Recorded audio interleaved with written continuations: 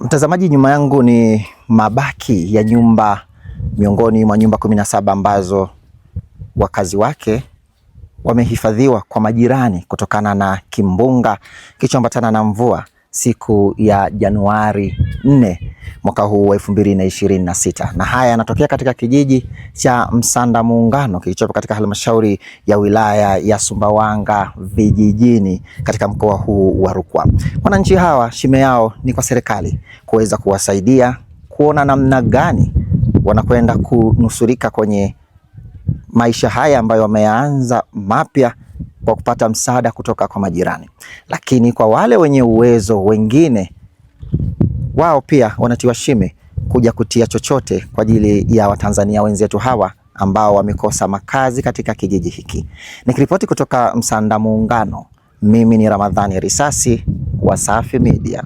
Wakati tukio lilipokuwa linaanza, nilikuwa kanisani, nilikuwa nimewacha watoto wanaangalia video. Muda saa 10, muda saa 5, ulikuwa muda saa 5 karibia saa 6, kuangalia nje mlango wa kanisa, nikaangalia bati zinakuja kule kanisani. Sasa ndipo nilipokimbia kuja hapa nyumbani, nikakuta watoto wote tofali zimewafukia. Palikuwa watoto hawa wawili pacha, mmoja alikimbia ndiye akaenda kuwaita watu. Wakati alipokuwa anawaita watu, nilijitahidi kumfukua huyo mtoto ambaye ni huyo hapo, na pacha mmoja na mwingine alikuwa ametoka. Ndipo nikaomba msaada, wakanisaidia kuokoa vitu vilivyomo humo ndani, lakini baadhi ya vitu vingi vimepotea.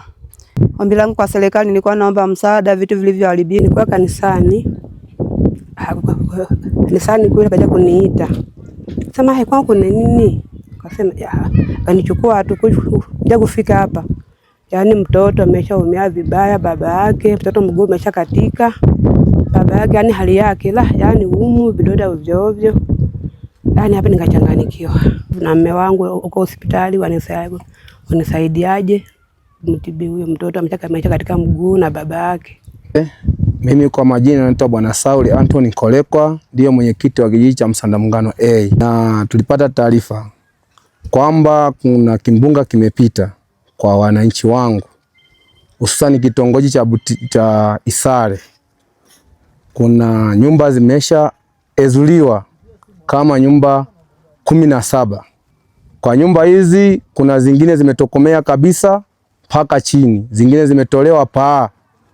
Kwa hiyo mimi kama mimi mwenyekiti naomba msaada wenu wa kiserikali kwa watu wangu hawana pa kuishi.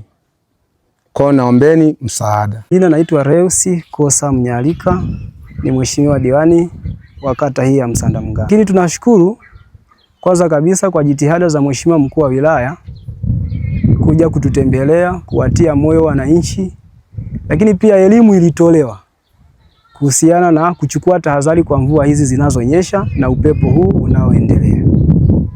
Sisi kama serikali kwa wananchi wetu, kwa kweli tumeendelea kutoa pia elimu kwao kuchukua tahadhari, lakini pia tumeendelea kufuata ushauri wa mkuu wa wilaya kwa maana ya kujenga nyumba katika viwango vile ambavyo pia wao wameelekeza. Lakini pengine haya yalikuwa ni mazoea ya muda mrefu kwamba hizi adha zimekuja kuanza kutokea hivi, lakini tangu mwanzo ni kwamba desturi zetu za kujenga zimekuwa hivi. Kwa hiyo katika hatua ya kwamba sisi kama serikali pengine tunaendelea kuwatia wananchi moyo ambao mpaka saizi wako majumbani mwa ndugu zao, lakini zaidi tunaendelea kukamilisha taarifa sisi kama viongozi kwa ngazi yetu, kwa sababu hii adha ni kubwa kiasi kwamba kwa serikali yetu tuna ngazi yetu ya kata hatuwezi kuibeba. Kwa hiyo tunachokifanya saa hizi, jitihada zetu ni kukamilisha taarifa ili kufikishia serikali kuu kuangalia nini cha kufanya ili iweze kutusaidia kwa wananchi. Mnamo tarehe 4 majira ya saa 11 kuelekea saa 12 tulipokea majeruhi wawili ambao walikuwa ni baba pamoja na mtoto, ambao ilielezwa kwamba walipata majeruhi kutokana na kuangukiwa na kifusi wakiwa nyumbani. Na walipofika hospitali OPD walipokelewa, na baada ya kufanyiwa uchunguzi baba alionekana alipata tu majeraha eneo la kichwa, hasa kwenye paji la uso, lakini ambapo alikuwa na kidonda. Lakini pia mtoto yeye alikuwa amepata maumivu sehemu nyingi za mwili, lakini hasa upande wa mguu mmoja alikuwa hawezi kutumia kabisa. Lakini pale matibabu yalifanyika kwa maana ya baba kupata huduma, na mtoto yule alipatiwa huduma wakati ule ilifanyika x-ray na ikaonekana amevunjika mguu wake wa kulia kwenye paja. Na baada hapo kutoka OPD akawa amefanyiwa matibabu Meja Theater, kwa maana kwenye chumba cha operation, kwa maana ya kuwekewa mhogo. Na baada hapo alirudishwa mtoto alilazwa, kwa maana aliwekwa wodini kwa maana ya uangalizi, na kesho yake aliendelea na dawa kulingana na majeraha kidogo ambayo aliyapata, na baada ya siku ya pili yake wote waliruhusiwa.